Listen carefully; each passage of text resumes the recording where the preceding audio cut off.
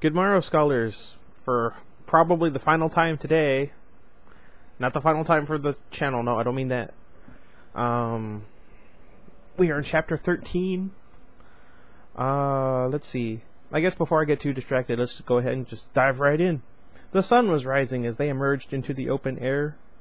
Clay put his arm around Carlton's shoulder, and for once Carlton brushed him away with a joke. Charlie nodded absently, blinking in the light. Carlton and I are taking a drive to the ER, Clay continued. Is there anyone else who needs a doctor? I'm fine, Charlie said reflexively. Her leg! Jason, do you need to go to the hospital? Marla asked. No, he said. Let's see your leg, she insisted.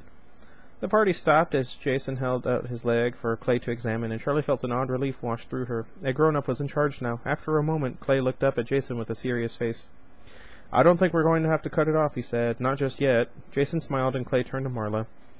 I'll take care of him. It might leave a scar, but that'll just make him look tough. Marla nodded and winked at Jason, who laughed.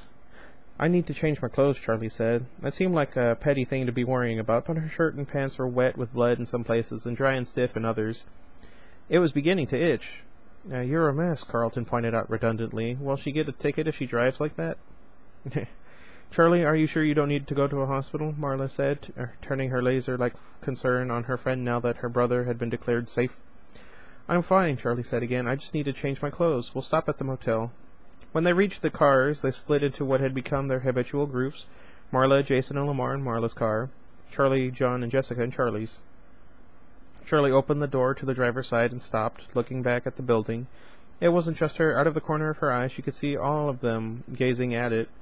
The empty mall was dark against the pink-streaked sky, long and squat like something brutish and slumbering. They all turned away, getting into the cars without speaking. Charlie kept her eyes on it, watching it. I had another thought. Oh, I didn't tell you. In the last video, at the end, I forgot. Whoops. Real quick. Okay, let me go back in time. No, I'm joking. It's already uploaded. I'm not going to do that. Okay. In the fourth game, spoilers in case you haven't played it, when you're playing the game, like the proper game, Bonnie on the left, Chica on the right, just like in the original game. Then we find out that that game is entirely just a dream and or a nightmare, and that's why it's doing that. It occurred to me in here in the building there's two offices, right? Obviously, phone guy must have been in one when he died, and you were in the other. But they each only had one entrance or exit. It wasn't two on either side. I think the entire thing actually was just a dream. But I want to say that the third one isn't a dream. Do you think maybe Jason could have been the security guard in the third one, and that's why he went there to burn the thing to the ground because he knew what it was? Anyway, that's just my 2 cents. Where was I again? They all turned away, getting into the cars without speaking. Charlie kept her eyes on it, watching as she started her car, waiting to turn her back to it until the last possible moment. She pulled out of the lot and drove away, and then that's when Foxy attacked. No, I'm joking. Along the road, the car split off. Clay and Carlton took the other turn out of the parking lot and heading to the hospital, and Charlie turned off toward the motel while Marla continued to the Burks' house. I call for a shower, Jessica said as they got out of the car, then seeing Charlie's face, I'll make a special exception in your case. You go first. Charlie nodded. In the room, she grabbed her bag and took it to the bathroom with her, leaving John and Jessica to wait. She locked the door behind her and undressed, deliberately not looking at the gashes on her arm and leg. She didn't need to see what was there, just to clean and bandage it. She got into the shower and let out a quiet yelp as the stinging water hit her open cuts, but she gritted her teeth and cleaned herself, washing her hair over and over until it was rinsed clean. I would probably do the same after all of that. She got out and toweled herself dry, then sat down on the edge of the tub, put her face in her hands, and closed her eyes. She was not ready to go out yet, not ready to face whatever aftermath, whatever discussion there might have to be. She wanted to walk out of this bathroom and never speak again of what had happened.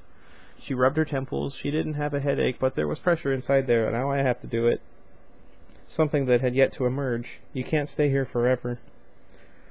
Charlie still had the gauze and tape from the first time around, so she took it from her bag, wiped both wounds clean with a hotel towel, and bound up her arm and leg using all the gauze. I probably need stitches, she thought, but it was only an idle thought.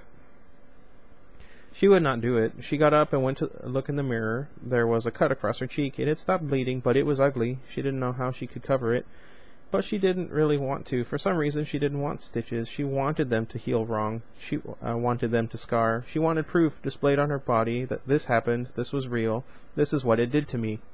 That makes sense. Oh, have I ever shown you where Iggy bit me?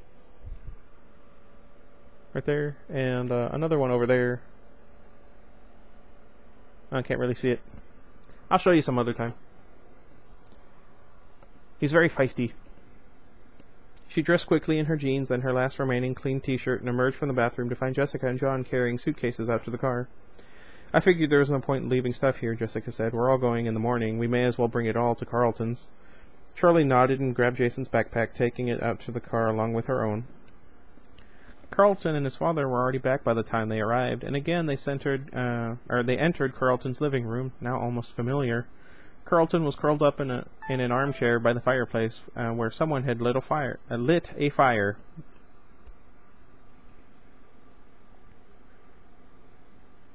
And Marla and Lamar were on the couch.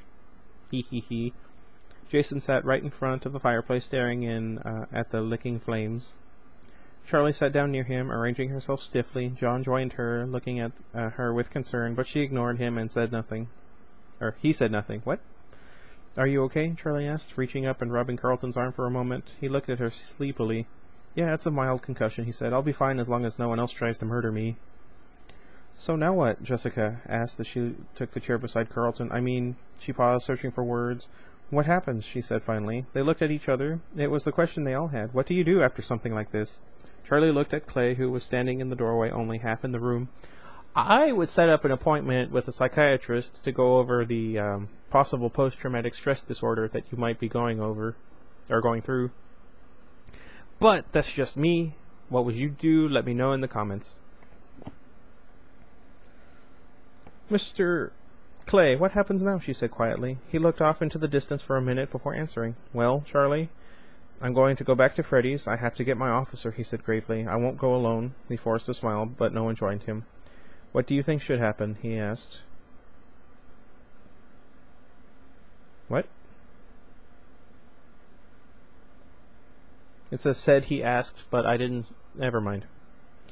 He was looking at Charlie, asking her with this impossible question as if she could answer it. She nodded, accepting responsibility. Nothing, she said. It's over. I want to leave it that way. Clay gave her a nod, his face impassive. She could not tell if it was the answer he was looking for, but it was all she had. The others were silent.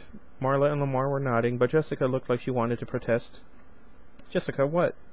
Charlie said, gently, realizing with unease that her friend wanted permission to disagree. It just seems wrong, she said. What about everything? I mean, people should know, right? That's how it works. That guard, he murdered all those kids, and people should know. No one will believe us, Jason said without looking up. Officer Dunn. Jessica said, Officer Dunn, he died in there. What will you tell his family? Will you tell them the truth? She looked at Clay. Officer Dunn died at the hands of the same man who killed your friends. I can prove that now. A silence fell over the room. It won't bring them back, Clay said softly, but maybe it will give them some rest. Clay turned his eyes to the fire, and a few minutes passed before he spoke again. You kids have been carrying Freddy's with you all these years. It's time you left it behind, he said. He was stern, but his commanding tone was reassuring. I'm going to see to it that Officer Dunn is given a proper burial. He paused, collecting himself as though what he said next required effort. Your friends, too, he said, his brow furrowed. I have a few favors to call in, but I can make this happen quietly. The last thing I want to do is disturb that place or desecrate it. Those kids need rest. The next morning they began to go their separate ways. Marla offered to drive Lamar and Jessica to the bus station, and they said their goodbyes with hugs and promises to write. Charlie wondered if any of them meant it. Marla probably did, at least. They pulled out of the Burks' driveway. "So, my bus is until later," John said as Marla's car disappeared around a bend in the road. "I wouldn't mind a few more hours in Hurricane," Charlie answered. To her surprise, she realized it was true. John flashed her a quick, almost nervous smile. "Okay then," he said. "Let's get out of there. Let's go somewhere. Anywhere." When they were alone in the car, John gave her a sideways glance. "So," he said, "are we ever going to see each other after this?" He tried to say it lightly, but there was no way to lighten it. Charlie stared straight ahead. "Maybe," she said. She could not look at him. It wasn't the answer he wanted. She knew that, but she could not give him what he wanted. What could she say by way of explanation? "It's not you. It's the weight we both bear. It's too much. When you are here, I can't ignore it." But something in her thoughts felt off, not quite right, as if they were speaking by rote, thinking off a script. It was like flinching instinctively to protect an injury before remembering it had healed. Ah. She finally looked at John beside her. He was staring through the windshield, his jaw set. "I have somewhere I need to go," she said abruptly, then made a slow U-turn. She had never gone to visit the place, but now, without warning, her mind was consumed by it. Aunt Jen had never suggested it. Charlie had never asked. She knew where it was, though, and now she headed there with a singular sense of purpose. "I need to see." Charlie pulled to a stop in a small gravel parking lot beside a low fence of short white posts, chains swinging between them. "I just need a minute," she said. John gave her a concerned look. "Are you sure you want to do this now?" he said softly. She did not answer, just got out of the car, closing the door behind her. "That's a little rude, but I can understand." The graveyard before them was almost 100 years old. There were hills of lush grass and shading trees. The corner was at the edge of the cemetery.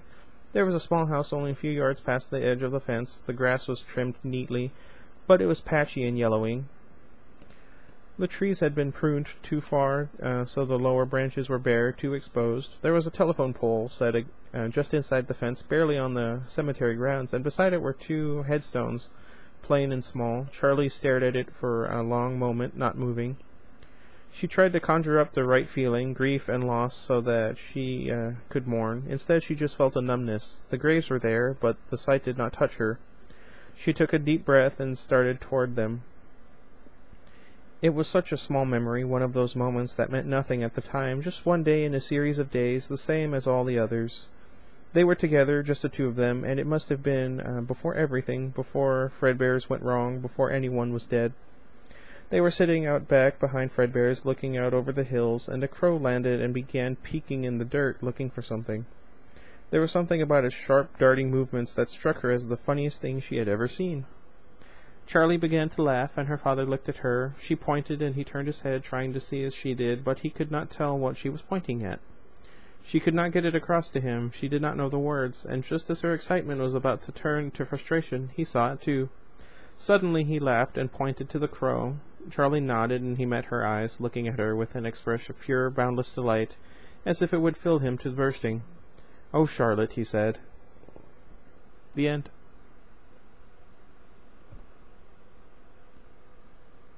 I almost wish I had waited until Monday to read the last 2 chapters. Well, Sunday and Monday, since 2. But anyway. But no, I'm glad I decided to put all 3 up the way I did. I have a few games, if you guys would be interested in that. I initially started this channel. I didn't want to be like Markiplier. A friend of mine referred to me as the great value Markiplier since I work at Walmart. And then I realized I'm more like his friend Wade. Don't let me forget to put those links in the description. I will also put a link in the description to Wade's playthrough of a game called Wick. It's a game I really want to play, and I think it'd be a lot of fun, if scary. Let me know if you guys would be interested in that. I'm trying to find an audience, and it looks like I have one here for Five Nights at Freddy's. I have a couple of videos of me playing Five Nights at Freddy's, and I did a live stream on Halloween last year. For some reason, Five Nights at Freddy's 4 didn't go up, or it couldn't record for some reason when I was doing the streaming part. But the other 3 did, and I did the best I could with what I had, and it wasn't that good. Sorry about that. I'm taking my socks off. So yeah, just let me know what you guys are interested in, what you're not interested in. I'll do my best to accommodate you guys, and thank you guys so much for watching. That was a good book. What'd you guys think? I loved it. Well, before I start to get all mushy, and I probably won't cry today, but soon. Let's just, I don't know. I'm not sure where I was going with that, but if you guys have any fun things, initially what I wanted to do with this channel, well, not initially, because it was the gaming thing, but I really do want to film like skits and short films, and even a feature-length film at some point. If you guys have any ideas what a one-man production slash show slash actor could do, like ideas for a story, I would love to hear them. I could try and act them out as best I can, and see if we can't bring something to life, but not like that. Anyway, until next time, goodbye everybody. Sorry again for rambling.